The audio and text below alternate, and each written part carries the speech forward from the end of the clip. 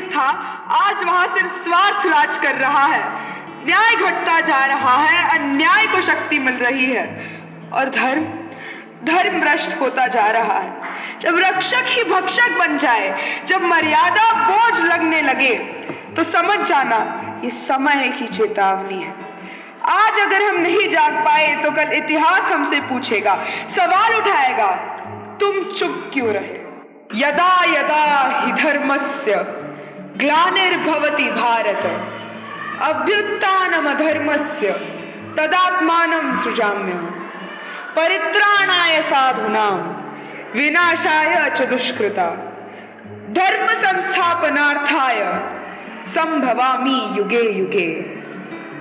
जब जब धर्म का नाश होता है और अधर्म अपना सर उठाता है, तब तब सृष्टि का रक्षक स्वयं प्रकट होता है। सज्जनों की रक्षा के लिए, दुष्टों के विनाश के लिए और धर्म की स्थापना के लिए हर युग में एक नया अवतार जन्म लेता है। 3 युगों का साक्षी, चौथे युग का दृष्टा मैं समय हूं। धर्म की शुरुआत हुई सत्य युग से, सबसे पवित्र युग जहां धर्म का पूरा पालन होता था। इस युग में महाप्रलय से वेदों और सृष्टि की रक्षा करने के लिए भगवान विष्णु ने धारण किया था मत्स्य अवतार। ज्ञान बांटने की वस्तु नहीं, शासन का अस्त्र है, इसलिए मैं ज्ञान को जड़ से ही उखाड़ दूंगा। मैं वेदों को समुद्र की गहराइयों में छिपा दूंगा। अब संसार में अज्ञान का अंधकार ही अंधकार होगा।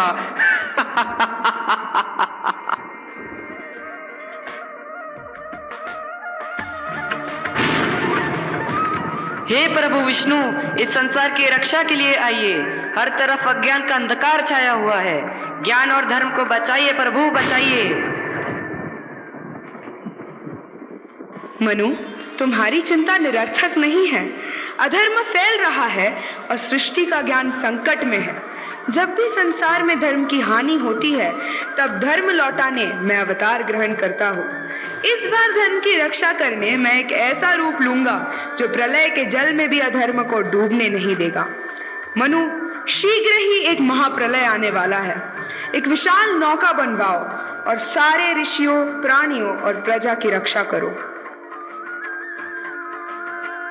धन्य हो प्रभु, आपके होते हुए ऐसी दुष्ट शक्तियां सृष्टि के एक कण का भी नाश नहीं कर पाएंगी। धन्य हो प्रभु, आपका धन्य हो। प्रलय के समय जब हयग्रीव वेदों का नाश करने बढ़ता है, भगवान विष्णु उस महाप्रलय के दौरान एक ऐसा अवतार लेते हैं जो अज्ञान दूर करने, वेदों की रक्षा करने, जल में भी उभर आए। मत्स्य अवतार।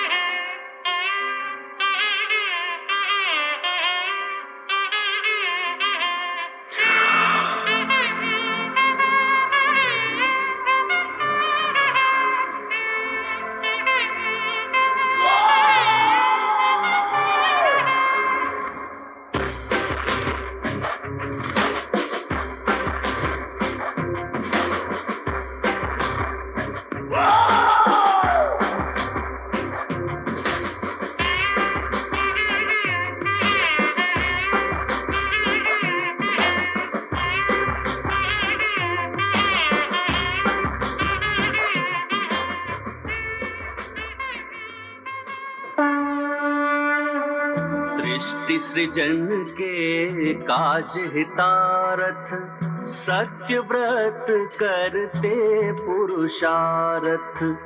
आए हरि करन को सहाया, नागराज संग करी उपाया। बांध के वासुकी जलयाना, खींच मत्स्य रूपी भगवाना। ले चले जम्बू द्वीप ओरा, होत पराजित पर लय घोरा।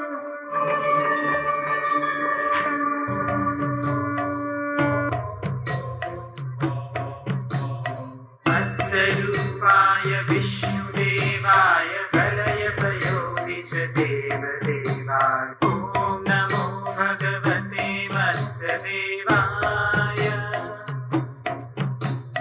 ॐ नमो भगवते वत्सदेवाय ॐ नमो भगवते वत्सदेवाय।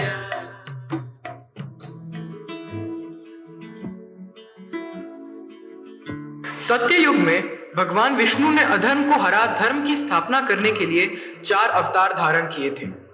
मत्स्य अवतार, कुर्म अवतार, वराह अवतार और नरसिंह अवतार। सत्ययुग के 17,28,000 साल समाप्त होने पर शुरू हुआ त्रेता युग।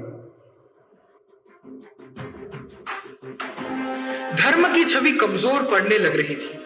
मानव के मन में अहंकार बढ़ता जा रहा था, लालच उभरता जा रहा था।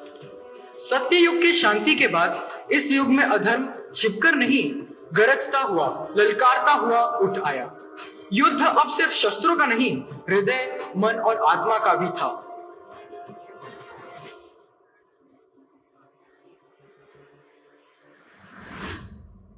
त्रेता युग में महापुरुषों की कोई कमी नहीं थी। उनमें से एक थे श्री विष्णु के वामन अवतार।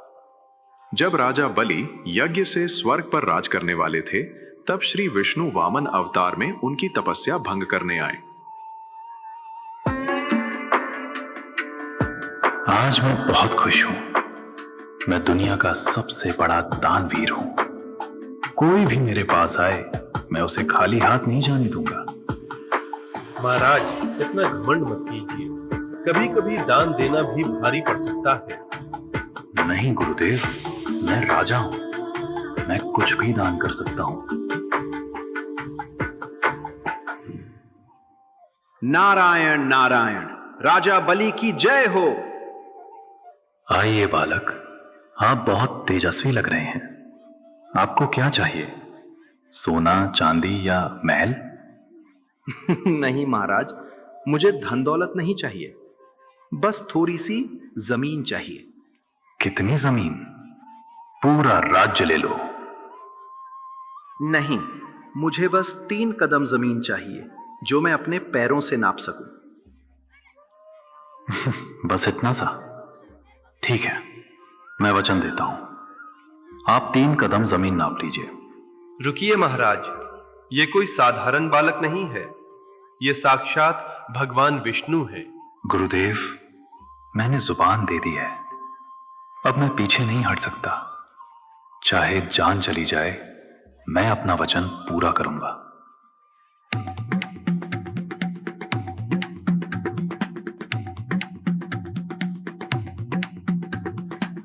ठीक है महाराज, अब देखिए मेरा पहला पग। इसमें पूरी धरती आ गई। अब मेरा दूसरा पग। इसमें पूरा आकाश आ गया। महाराज देखो, मैंने कहा था ना, ये कोई साधारण बालक नहीं है।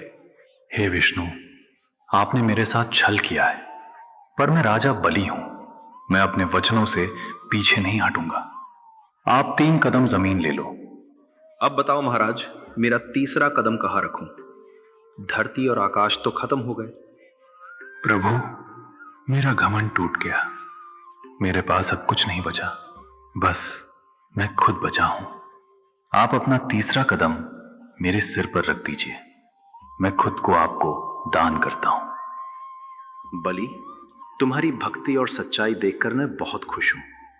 तुमने अपना सब कुछ खोकर भी धर्म नहीं छोड़ा। आज से तुम पाताल लोक के राजा बनोगे और मैं हमेशा तुम्हारी रक्षा करूंगा।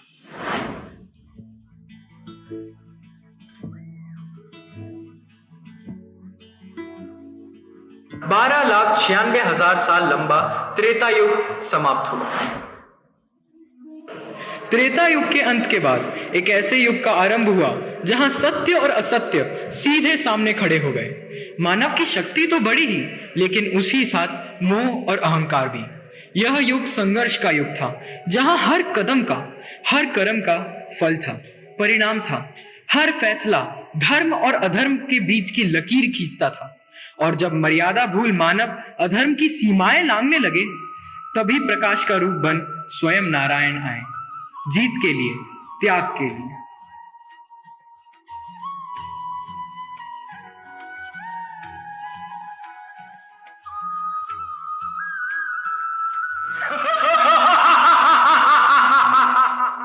ये कहानी है उस महाभारत की जहां रहता था धूर्त दुर्योधन। आमंत्रण दिया 5 पांडवों को और छल से रचा युद्ध का खेल। आमंत्रण स्वीकार कर 5 पांडव आ फंसे युद्ध के षड्यंत्र में, दुर्योधन के आंगन में। दुर्योधन के रचे रचाए खेल में एक एक कर सब हारते चले गए 5 पांडव। राज्य, साम्राज्य, मान, सम्मान स्वयं को भी हार बैठे। इतना ही नहीं तो साधारण संपत्ति की तरह दांव पर लगाई अपनी पत्नी द्रौपदी।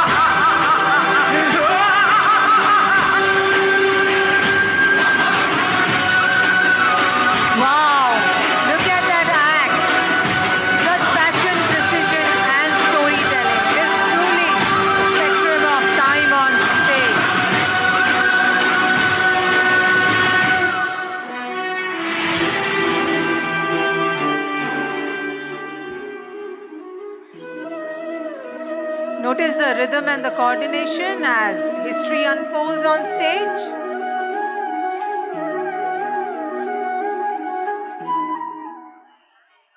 हे माधव, इस युद्ध भूमि में मेरे हाथ कांप रहे हैं। अपनों के विरुद्ध शस्त्र उठाना मुझे पाप लगता है। इस जीत का क्या मूल्य जब हृदय ही हार जाए। तुम शरीर को अपना समझ रहे हो, आत्मा को नहीं पार्थ। उसका विनाश निश्चित है, पर आत्मा अमर। परंतु गोविंद, गुरु, पितामह, भाई, इनका वध कैसे करूं? मेरा धर्म मुझे रोकता है। नहीं अर्जुन, तुम्हारा मोह तुम्हें रोक रहा है। तुम्हारा धर्म युद्ध से भागना नहीं, अधर्म के विरुद्ध खड़ा होना है। अगर ये युद्ध मेरा कर्तव्य है तो फल का क्या होगा? फल तुम्हारा अधिकार नहीं है पार्थ। कर्म करो, फल की इच्छा त्याग दो, यही कर्म योग है। हे केशव, अब मेरा ब्रह्म चिन्ह हो रहा है। मैं आपकी शरण लेता हूँ। जो आदेश हो मैं वही करूँगा। जागो अर्जुन, शस्त्र उठाओ, रणभूमि पर अपनी वीरता दर्शाओ, पर मन को शांत रखना, भावनाओं में मत बहना पार्थ। मैं तुम्हारे साथ हूँ, अब भी और आने वाले हर युग में भी।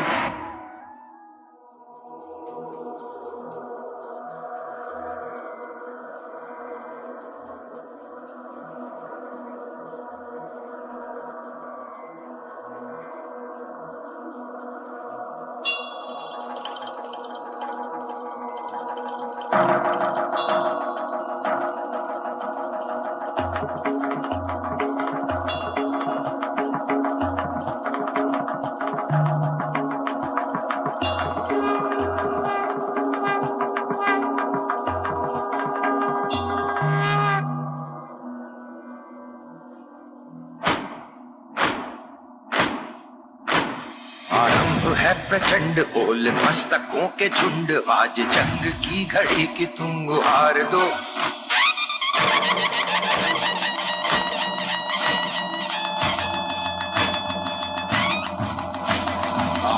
है प्रचंड बोल मस्तकों के झुंड, आज जंग की घड़ी की तुम गुहार दो।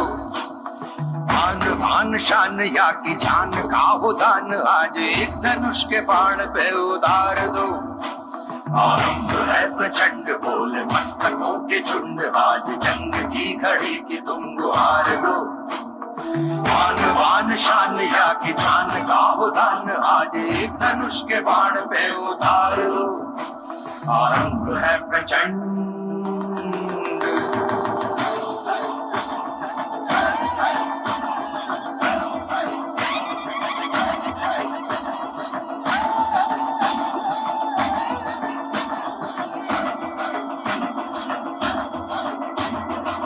करे सो प्राण दे, जो मन करे सो प्राण ले, वही तो एक सर्वशक्तिमान है। मन करे सो प्राण दे, जो मन करे सो प्राण ले, वही तो एक सर्वशक्तिमान है। विश्व की पुकार है, ये भागवत का सार है कि युद्ध ही तो वीर का प्रमाण है। कौरवों की भीड़ हो या पांडवों का नीड़ हो, जो लड़ सका है वो ही तो महान है।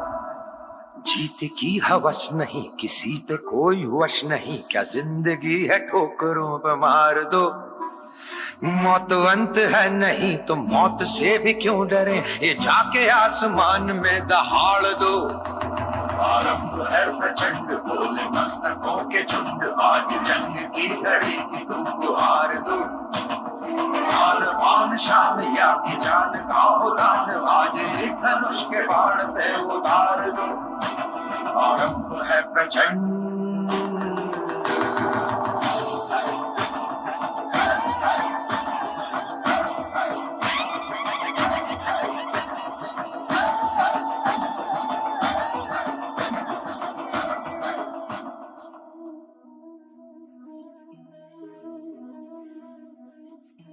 महाभारत का युद्ध केवल एक संघर्ष नहीं था, यह मानव स्वभाव का दर्पण था, जहां लोभ, अहंकार और मोह इंसान को अधर्म के रास्ते पर ला देते हैं। श्री कृष्ण के लीला के अंत के साथ ही द्वापर युग का अंत हुआ। 8,64,000 वर्ष लंबे द्वापर युग के अंत के साथ शुरू हुआ कलयुग।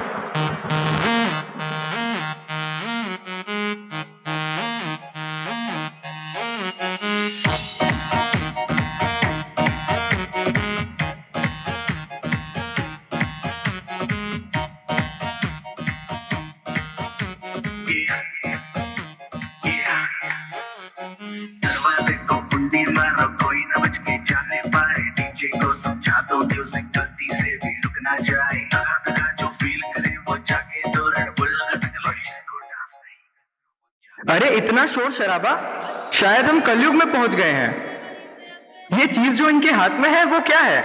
इन लोगों का ध्यान ही नहीं है आजू बाजू क्या चल रहा है। ब्रो, ये तो आजकल का भगवान है। सत्ययुग गया, त्रेता युग गया, द्वापर युग गया और अब आया है कलयुग, जहां भगवान मंदिर में कम और पॉकेट में ज्यादा मिलते हैं। आखिर कौन है ये भगवान? Parents, cheer them up. All the yugs on the stage. Look at the Kalyug dance.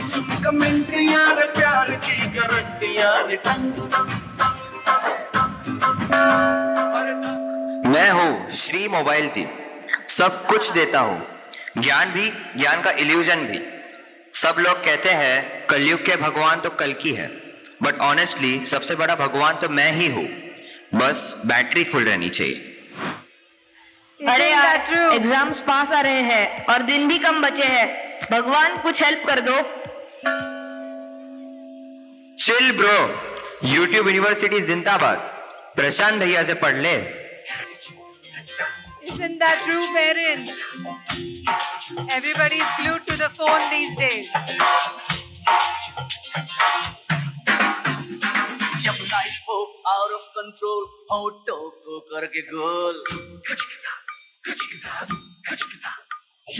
होठों को करके गोल, सीटी बजा के बोल। लाइफ हो आउट ऑफ कंट्रोल, होठों को करके गोल, होठों को करके गोल, सीटी बजा के बोल। मुर्गी क्या जाने अंडे का क्या होगा, अरे लाइफ मिलेगी या तवे पे फ्राई होगा, कोई न जाने अपना फ्यूचर क्या होगा। होठ घुमाओ, सीढ़ी बजा के बोल भैया all is well। Yes, parents, cheer them up. All is well. अरे चाचू all is well, अरे भैया all is well। हे भगवान, मेरा बेटा मुझसे बात ही नहीं करता, दिन भर अपने दोस्तों के साथ चैटिंग करता रहता है। कुछ कीजिए भगवान।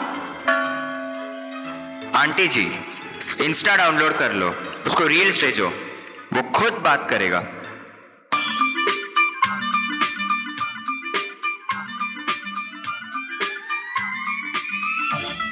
Come on, parents, where's the energy?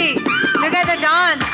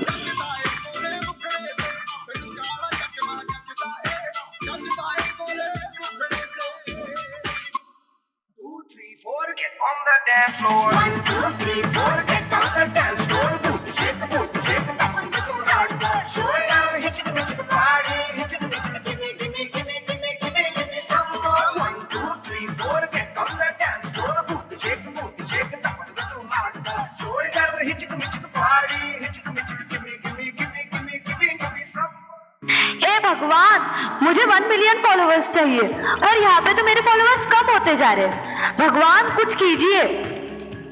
तुम एक काम करो, फिल्टर्स लगाओ और ट्रेंडिंग गाने पर रील्स बनाओ।